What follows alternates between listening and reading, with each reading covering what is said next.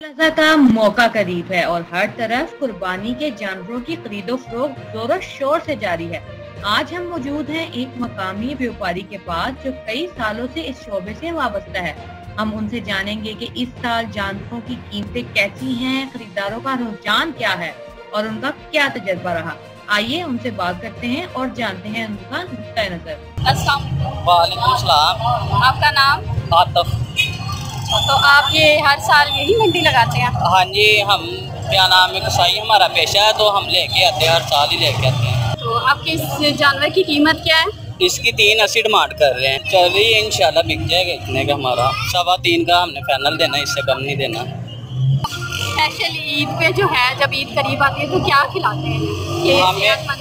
ये पट्टे वगैरह डालते हैं, तूरी वगैरह होगी, चोकर वगैरह हो गया, खल वगैरह। तो आप हुकूमत से कोई अपील करना चाहते हैं या सीएम मरियम नवाज शरीफ से? ये बोर्ड वाले बहुत हमें तंग करते हैं। दूसरी बात ये, तो इस साल जानवरों की कीमत में इजाफा हुआ है, तो उसकी क्या वजह है? उसकी वजह वो अब मरियम नवाज को चाहिए, हुकूमत को चाहिए कि देखना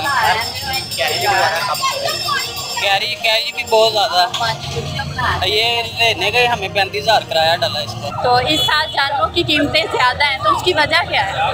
उसके मैम, जो व्यापारी घर में पालते हैं वो पीछे से महंगे देते हैं, इसकी वजह से यहाँ पे जानवर बहुत ज़्यादा महंगा है इस दफ़ा। लास्ट टाइम था तकरीबन जो 80,000 रुपये का बकरा, वो इसमें 1+ का हो गया।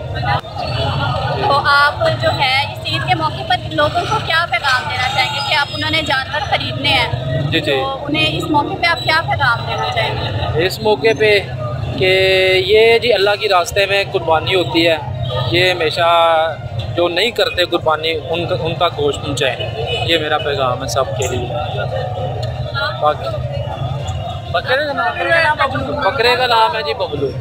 ये मैंने घर में पाला हुआ। आपके आज कितने बकरे सेल हुए? आज माशाल्लाह 3 बकरे सेल हुए। तो ईद के बाद फिर आप क्या काम करेंगे? ईद के बाद हमारी अपनी शॉप है बार्बर की, हम वहाँ पे काम करते हैं। ये साल में एक दफ़ा काम करते हैं बस।